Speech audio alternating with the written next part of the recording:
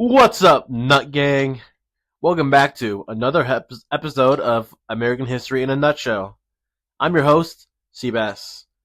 It's been a little while since the last video, and there's been some changes for one. This amazing painting, painted by my amazing cousin, Aide. Shout out to her. Yeah. The funny thing is that we had to re-record this because a dog ate an SD card. So, hope you all enjoyed this video. Remember to like, subscribe, and share with anyone you can find. Let's get into it.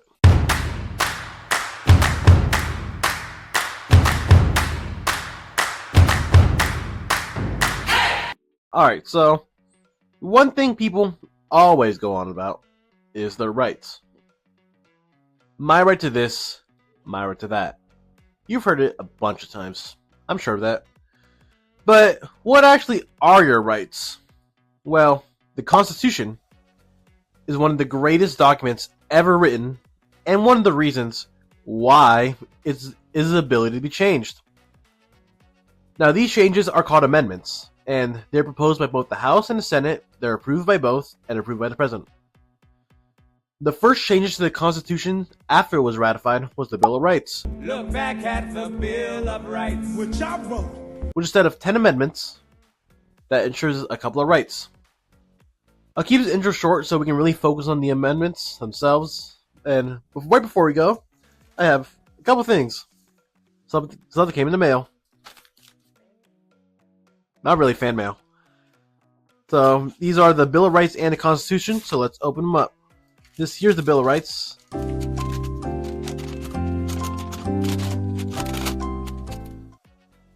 Pretty nice. And here's the Constitution.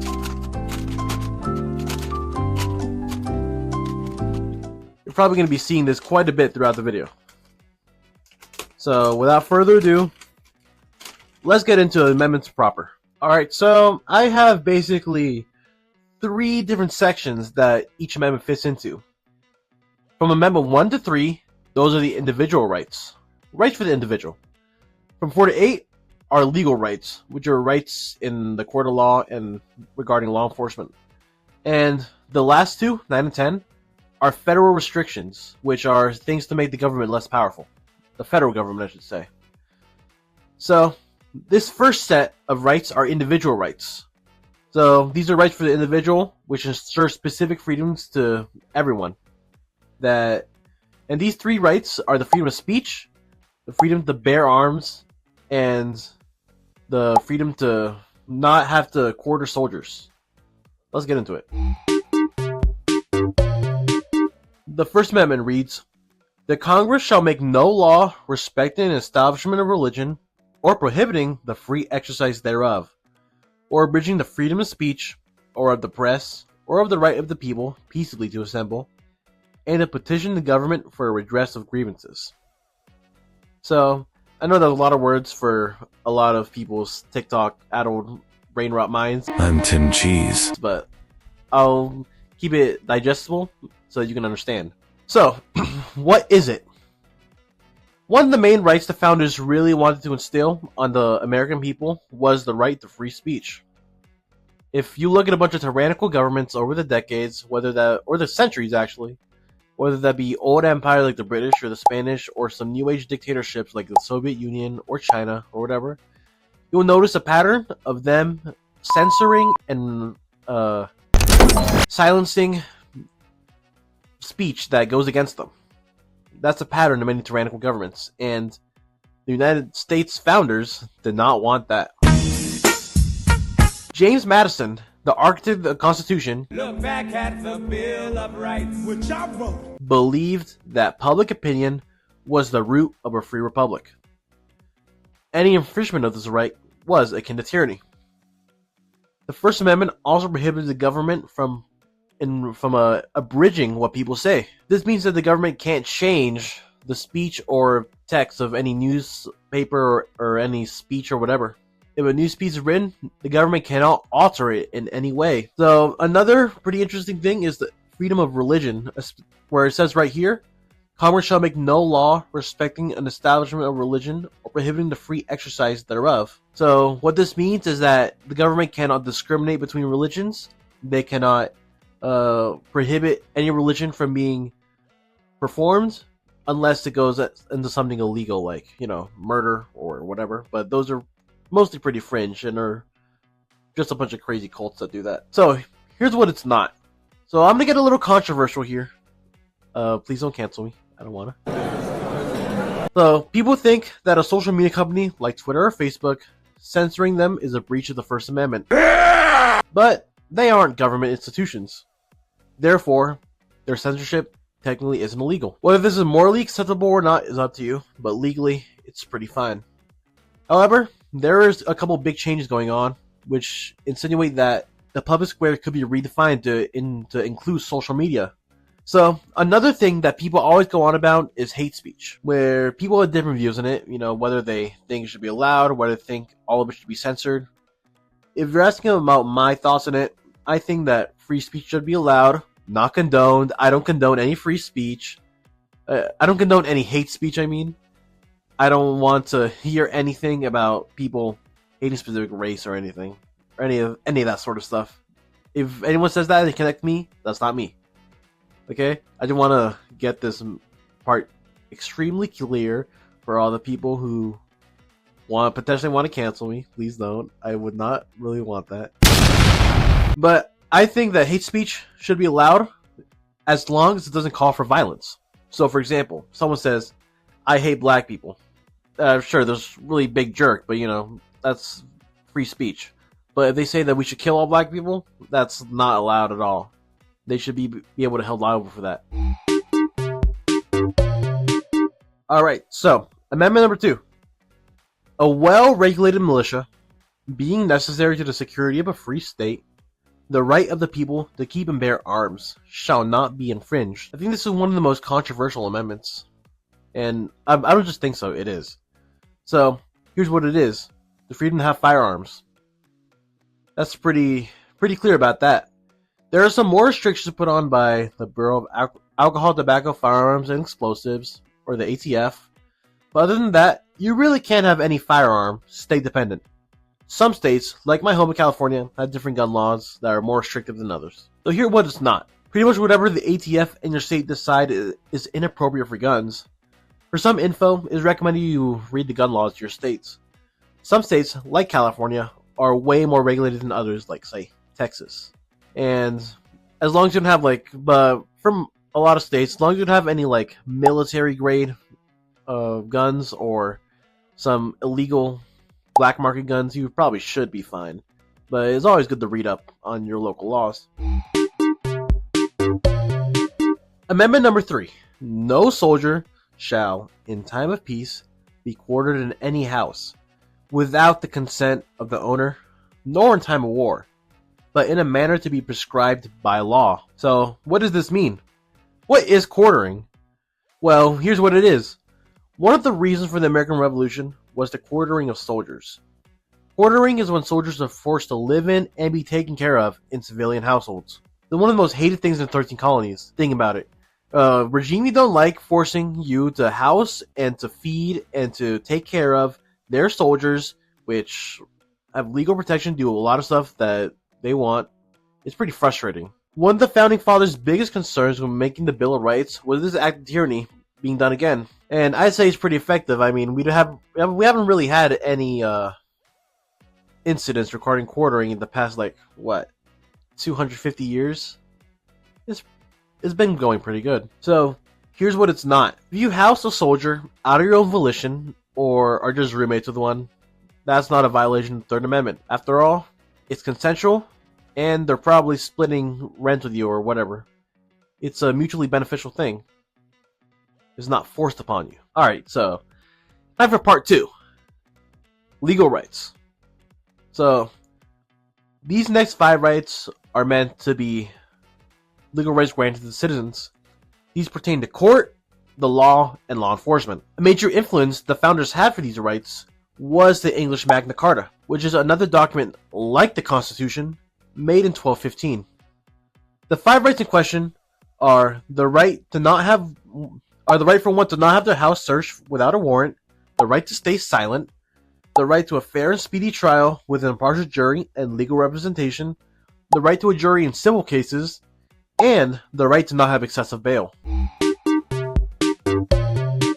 The Fourth Amendment says, the right of the people to be secure in their persons, houses, papers, and effects against unreasonable searches and seizures shall not be violated, and no warrants shall issue but upon probable cause, supported by oath or affirmation, and particularly describing the place to be searched and the persons or things to be seized. I know that was also a lot of words, but here's basically what it says. The right to have the government not search or seize your home without a proper warrant. In colonial times, often the government could just search and seize whatever they wanted, You're their subject. You fall under their rule. It's their country, their rights, and most often, people didn't have any rights. Britain, in particular, had a writ of assistance that was the general warrant for anything in a house that allowed soldiers to enter a house without any specific warrant. This type of tyranny was one of the reasons for the revolution, probably.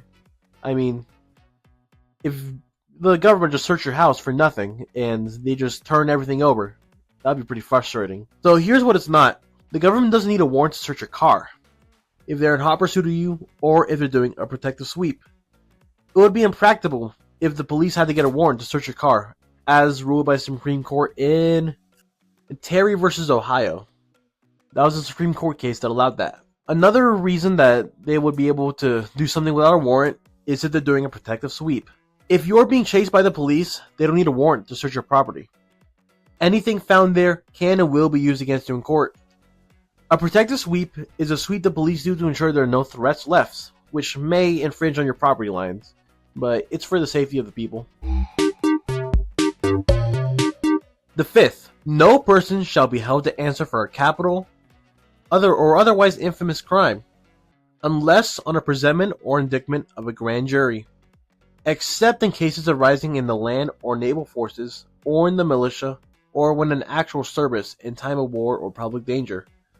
Nor shall any person be subject for the same offense to be twice put in jeopardy of life or limb, nor shall be compelled in any criminal case to be a witness against himself, nor be deprived of life, liberty, or property, without due process of law, nor shall private property be taken for public use without just compensation. Pretty big thing, but the Fifth Amendment, the one thing you've probably heard is, I plead the Fifth. If you've watched any crime drama for the past, couple decades, you've probably heard that. This right ensures that the government and law enforcement can't force answers out of you. In other words, the right to remain silent. It doesn't matter what crime you did or didn't commit, but the government can't force you to admit it. There's also some pretty interesting things here, like where it says, nor shall be compelled in any criminal case to be a witness against himself, nor be deprived of life, liberty, or property, without due process of law, nor shall private property be taken for public use without just compensation. The government can't just take your land. They need to either pay you for it or give some other type of compensation for it. Just because you're a criminal, they can't just take your property. And what it's not, plea deals. They're kind of controversial around this amendment, but the Supreme Court has upheld it. They declare that a plea deal must be voluntary, knowing, and intelligent.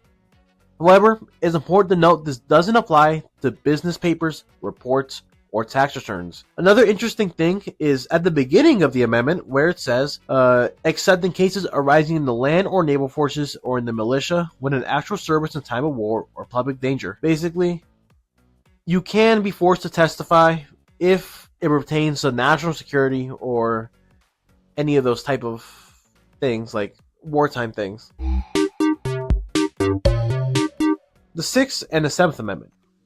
The Sixth says, in all criminal prosecutions, the accused shall enjoy the right to a speedy and public trial by an impartial jury of the state and district wherein the crime shall have been committed, which district shall have been previously ascertained by the law, and to be informed of the nature and cause of the accusation, to be confronted with the witnesses against him, to have compulsory process for obtaining witnesses and in his favor, and to have the assistance of counsel for his defense. 7. In suits of common law, where the value in controversy shall exceed $20, the right of trial by jury shall be preserved, and no fact tried by a jury shall be otherwise re-examined in any court of law of the United States than according to the rules of the common law. What it is? Well, these two amendments have been linked together by me because they are super similar. The gist of these two amendments is to ensure the right to a jury. This is something taken from the aforementioned 1215 English Magna Carta, where one of the most famous things in the Magna Carta is implementation of a jury system, which is headed by your peers. Furthermore, the Sixth Amendment ensures a fair and speedy trial, an impartial jury, and legal protection. The Seventh guarantees that in common lawsuits, judges can overturn the right of the jury. Now, common law is something we're going to get into a little later, so keep that term in mind. What it's not: public rights, maritime law, government suits, patent claims, and equitable remedies, or keeping the status quo, are not covered by this. You probably have to look for specific examples, but those are some basic examples.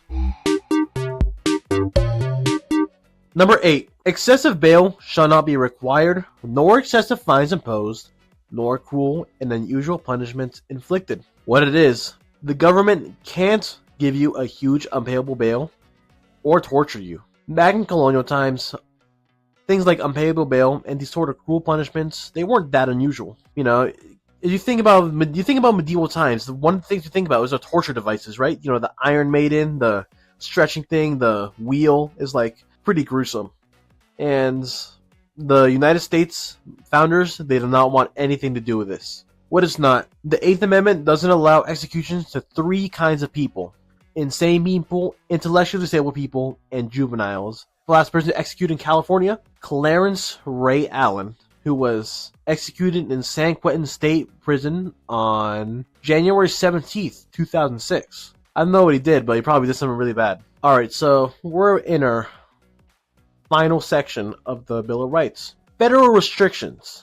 Basically, these last 2 amendments are things to restrict the federal government and to make sure it isn't too powerful. Obviously, the founders didn't want a tyrannical government that operated like the British government, sprouting up and infringing on the rights of the people. Another really big thing for them. That's why they fought the revolution after all. Here, there's listed the equal protection of rights not listed in the Constitution, and the delegation of powers not given to the feds to the states. The 9th, the enumeration in the Constitution of certain rights shall not be construed to deny or disparage others retained by the people. Remember common law? I told you, remember that term. You better have. Well, this is where it applies. What it is: common laws are laws not explicitly in text, but accepted and given out by court orders. The 9th Amendment basically says that any right not explicitly mentioned in the Constitution is protected equally to ones that are. So, there's a lot of things not mentioned in the Constitution, like the aforementioned stuff like plea deals and other things that are not specifically in the Constitution, but since a court order has upheld them, they are laws. And they are set to equal, what's the word? 3 hours later. They're equal to constitutional laws. What it isn't. There's no explicit exceptions, but courts do have the power to give and take away non-constitutional rights. And, you know, things like, I don't know, some controversial thing, probably like Roe v. Wade or something.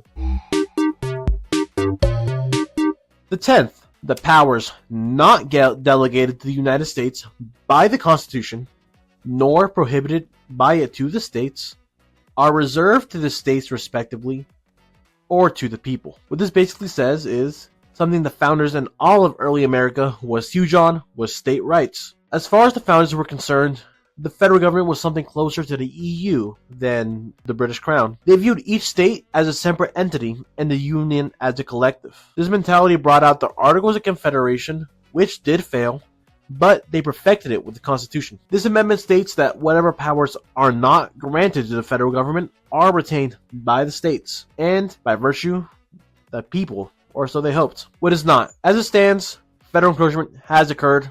There's no denying that. It's inevitable as the USA evolves from a union to a nation. No longer are states separate entities. They are now cogs in a machine. So you can blame this on things like Reconstruction or FDR or whoever. But Power has been going from the states to the federal government for as long as the United States has been around. Early things like the Alien and Sedition Acts, even like the Founding Fathers' times, are examples of this. This is likely to never stop. It's just how it goes. Even though this is one of the most challenged amendments to the Bill of Rights, it probably is one of the most important. Conclusion. The Bill of Rights is made with care. It's a masterful document. It's only an add-on to one of the most amazing documents ever made, the Constitution. These amendments ensure us freedom and a guarantee of our rights. All of these amendments are essential, and not one can be replaced. Thank you for watching, and I'll see you next time. Remember to like, subscribe, follow us on Spotify or wherever you're listening, and share it with everyone you know, whether that be like your mom, your dad, your friend, your wife's boyfriend, whoever.